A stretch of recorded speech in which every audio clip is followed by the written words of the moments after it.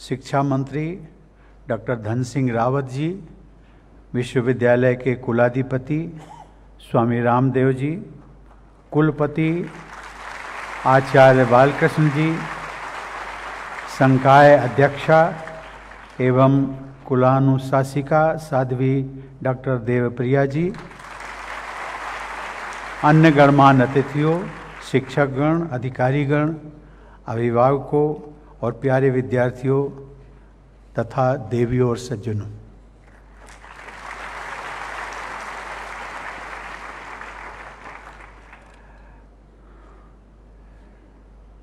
इस समारोह में पतंजलि परिवार के उत्साही सदस्यों के बीच आकर मुझे अत्यंत प्रसन्नता हो रही है।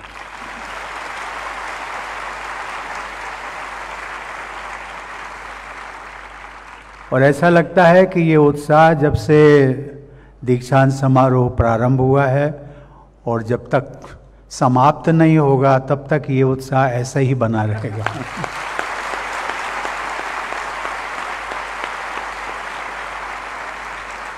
इस दीक्षांत समारोह के लिए मुझे अप्रैल के महीने में आने का कार्यक्रम बना था, परंतु कोविड महामारी के कारण ऐसे सभी कार्यक्रमों को स्थगित करना पड़ा। आज इस समारोह में आकर मुझे ऐसा प्रतीत हो रहा है कि एक अच्छा कार्य जो अधूरा रह गया था वो आज पूरा हो रहा है।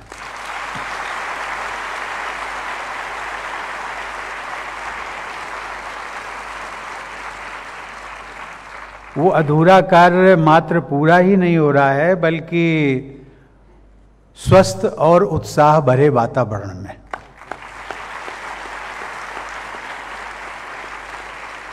आज सबसे पहले मैं दीक्षांत समारोह में पुरस्कार प्राप्त करने वाले छात्र छात्राओं तथा स्नातक, स्नातकोत्तर और पीएचडी की उपाधियां प्राप्त करने वाले सभी विद्यार्थियों को हार्दिक बधाई देता हूं। देवभूमि उत्तराखंड में आना हर किसी के लिए सौभाग्य की बात होती है। हरिद्वार का हमारी भारतीय परंपरा में एक विशेष महत्व रहा है। हरिद्वार को हरद्वार भी कहा जाता है। हरि यानी विष्णु और हर यानी शिव। इस प्रकार हरिद्वार भगवान विष्णु और महादेव शंकर दोनों की पावन स्थली में प्रवेश का द्वार है। और इससे भी बढ़कर यहाँ की पावन धरती पर रहने का और शिक्षा प्राप्त करने का अवसर मिलना आप सभी विद्यार्थियों के लिए बड़ी सौभाग्य की बात है। इस विश्वविद्यालय के कुलाधिपति स्वामी रामदेव जी ने योग की लोकप्रियता को बढ़ाने में अपना अभूतपूर्व योगदान दिया है। जन सामान्य को भी योगाभ्यास से जोड़कर उन्होंने अनगिनत लोगों का कल्याण किया है।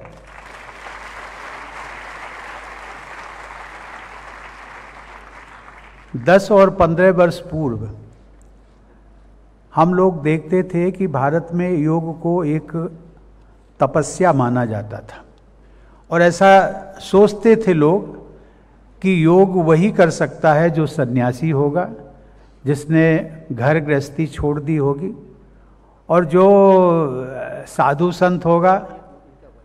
और मुझे लगता है कि इस दौरान स्वामी रामदेव जी ने योग की परिभाषा को बदल दिया।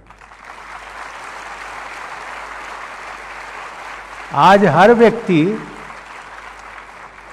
वो चाहे ट्रेन में सफ़र कर रहा हो, चाहे रेलवे स्टेशन पर वेटिंग रूम में बैठा इंतज़ार कर रहा हो, या अन्य कहीं, उसको कभी कभी आप लोगों ने ध्यान से देखा होगा तो वो या तो अनुलोम विलोम में लगा होगा या कपालभाति में लगा।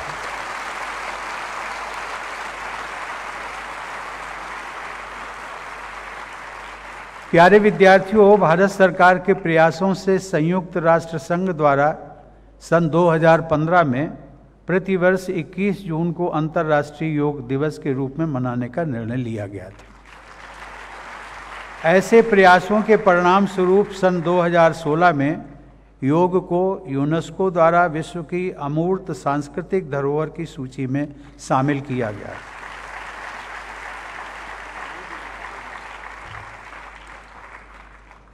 कुछ लोग ये गलत धारणा भी रखते हैं कि योग किसी पंथ या संप्रदाय विशेष से संबद्ध है।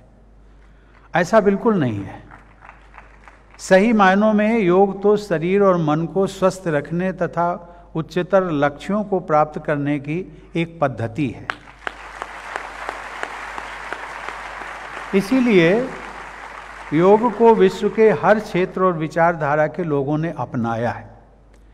21 जून 2018 को मैंने अपनी विदेश यात्रा के दौरान सूरीनाम, मैं उस दिन सूरीनाम में था, सूरीनाम के तत्कालीन राष्ट्रपति तथा वहाँ के लोगों के साथ अंतर्राष्ट्रीय योग दिवस मनाया था। और ऐसा कहा गया कि शायद वो एकमात्र इतिहास का ऐसा दिन था जिस दिन दो राष्ट्र के राष्ट्रपतियों ने एक साथ मिलकर के योग दिवस का सेलिब्रेशन किया। संयोग से मैं उसके अगले दिन क्यूबा पहुंचा, और हम सब लोग जानते हैं कि क्यूबा एक साम्यवादी देश है। एक मान्यता है कि साम्यवादी देश अर्थात वो योग को मान्यता नहीं देते हैं, अर्थात उसको मानते हैं कि ये किसी संप्रदाय या पंथ से इसका संबंध है, इसलिए मानते भी नहीं। लेकिन क्यूबा के लोगों ने भी अंतर्राष्ट्रीय योग दिवस मनाने के लिए समारोह आयोजित किया। और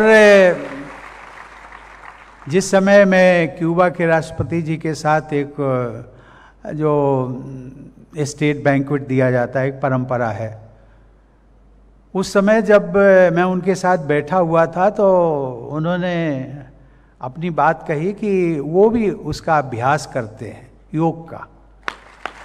और जब उन्होंने पूछा कि excellency how do you practice yoga, तो उनका एक बहुत संक्षेप में उन्होंने इस प्रकार से, हम सब लोग जानते हैं कि हाथों को उन्होंने इस प्रकार से लाइक दिस से, ये सूर्य नमस्कार का एक उन्होंने परिचय दिया। तो मुझे ये कहना पड़ा कि yes excellency, in India we call it yoga.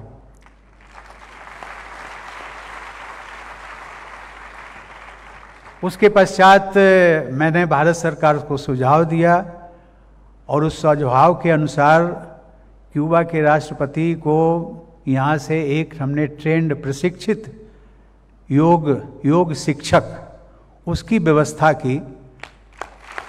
अंग्रेजी में उनको हमने लिटरेचर भिजवाया, और बाद में उनका एक थैंक्स लेटर भी आया कि मुझे इन सारी जो व्यवस्था की गई उसके लिए मैं भारत का धन्यवादी हूँ। और उन्होंने अंत में एक बात और कही थी। उन्होंने कहा था, अंग्रेजी में कहा था कि yoga is the best gift that India has given to the entire humanity.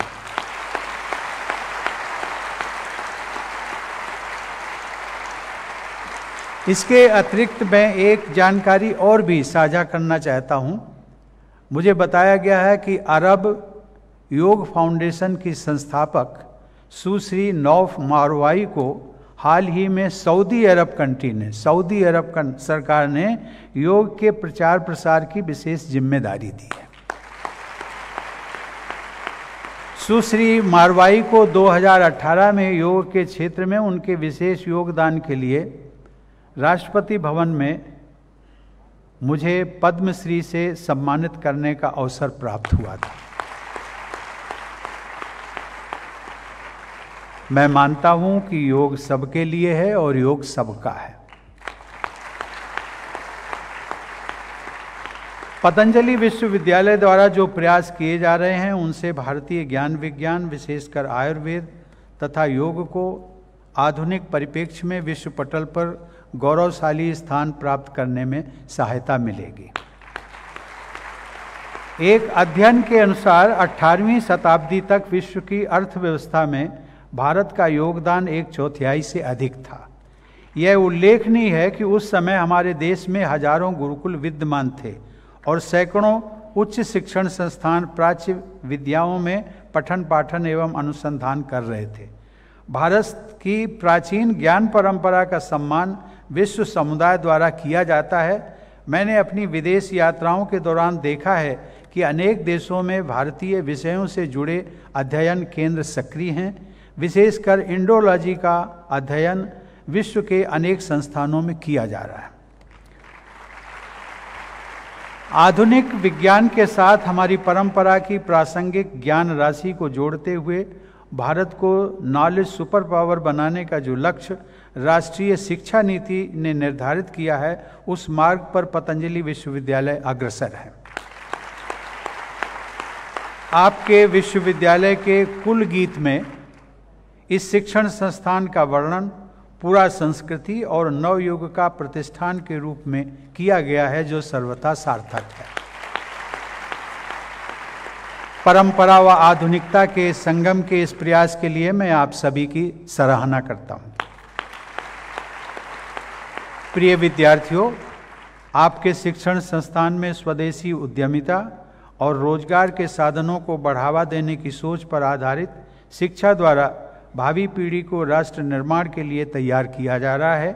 मुझे यह देखकर प्रसन्नता होती है कि पतंजलि समूह के संस्थानों में भारतीयता पर आधारित उद्यमों और उद्यम पर आधारित भारतीयता का विकास हो रहा है।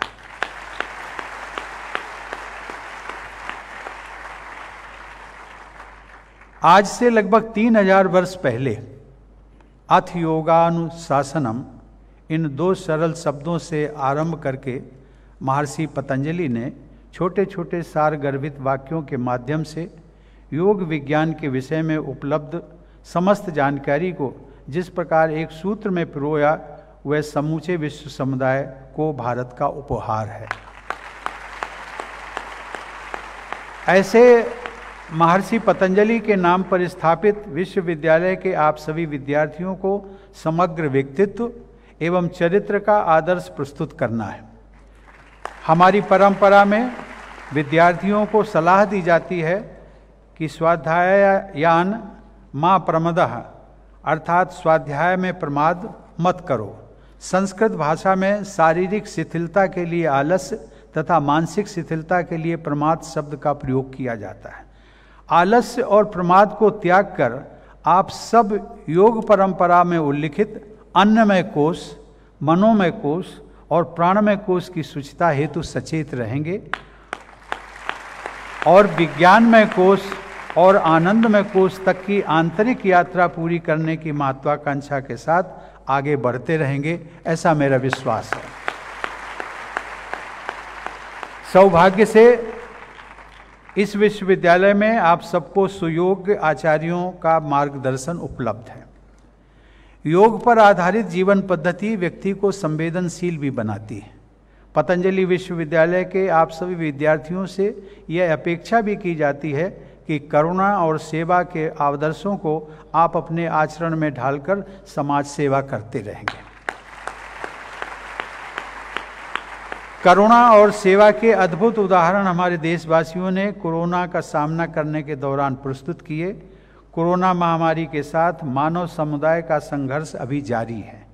यह उल्लेखनीय है कि हमारे सभी देशवासियों ने, खासकर कोरोना वॉरियर्स ने, बड़े उत्साह और कुशलता से इस महामारी की चुनौती का सामना किया। आज हम गर्व के साथ ये कह सकते हैं कि हमारा देश विश्व के उन थोड़े से देशों में है जिन्होंने न सिर्फ कोरोना के मरीजों की प्रभावी देखभाल की है, अपितु इस बीमारी से बचाव हेतु वैक्सीन का भी उत्पादन किया है। हमारे देश में विश्व का सबसे बड़ा टीकाकरण अभियान सफलतापूर्वक चल रहा है। प्रिय विद्यार्थियों, आधुनिक चिकित्सा विज्ञान ने अनेक उपकरणों की सहायता से चिकित्सा के क्षेत्र में अद्भुत प्रगति की है। आयुर्वेद तथा योग विज्ञान ने सृष्टि द्वारा विकसित सर्वश्रेष्ठ उपकरण अर्थात मानव शरीर पर गहनता से मनन और शोध किया और शरीर के माध्यम से ही रोग मुक्त और भोग मुक्त होने के प्रभावी मार्ग विकसित किए। सृष्टि के साथ सामंजस्यपूर्ण जुड़ाव ही आयुर्वेद एवं योग शास्त्र का लक्ष्य है। इस सामंजस्य के लिए यह भी आवश्यक है कि हम सभी प्रकृति के अनुरूप जीवन शैली को अपनाएं तथा प्राकृतिक नियमों का उल्लंघन न करें। प्रकृति के साथ सामंजस्य स्थापित करना तथा प्राकृतिक उत्पादों का प्रयोग करना हम सभी के लिए लाभदायक सिद्ध होगा। देवियों और सज्जनों, मुझे बताया गया है कि पतंजलि विश्वविद्यालय में अंतर्राष्ट्रीय विद्यार्थियों के लिए एक विशेष सेल का गठन किया गया है। मुझे प्रसन्नता है कि इस पहल द्वारा हमारे देश की ज्ञान परंपरा को संपूर्ण विश्व में प्रसारित किया जा सकेगा। मुझे ये भी बताया गया है कि अन्य देशों से भी विद्यार्थियों का अब इस विश्वविद्यालय में आना शुरू हो गया है। मैं आशा करता हूं कि भविष्य में विदेश से आने वाले विद्यार्थियों की संख्या में वृद्धि होगी। ऐसी विदेशी विद्यार्थियों के माध्यम से हम भारतीय मूल्यों और संस्कारों का विश्व भर में प्रचार प्रसार कर सकेंगे।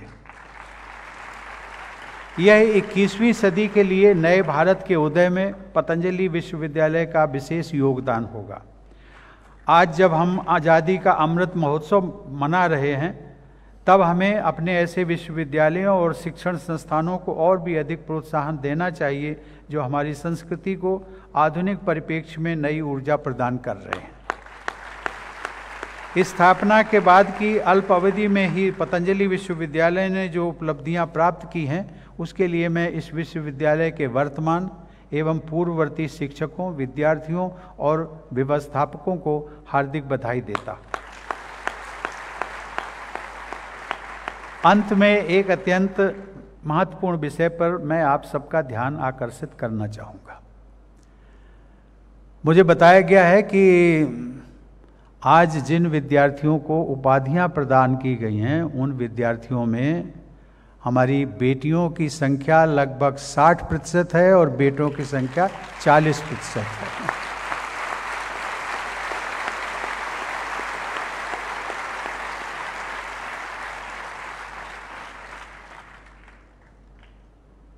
विद्यालय में भी जो छात्र शिक्षा प्राप्त कर रहे हैं, उनमें भी छात्रों की अपेक्षा बेटियों की संख्या अधिक है।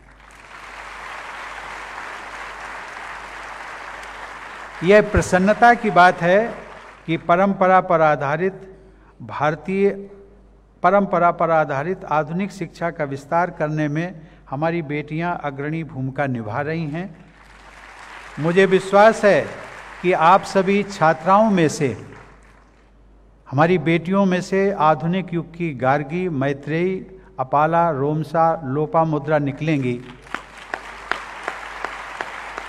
जो भारतीय मनीषा और समाज की श्रेष्ठता को विश्व पटल पर स्थापित करेंगे।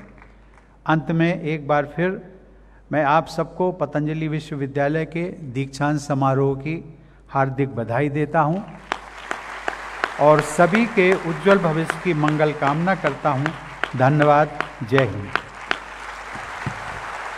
खड़े होकर के एक बार पुनः महामहिम का हम राष्ट्रपति महोदय का हृदय से अभिनंदन करते हैं।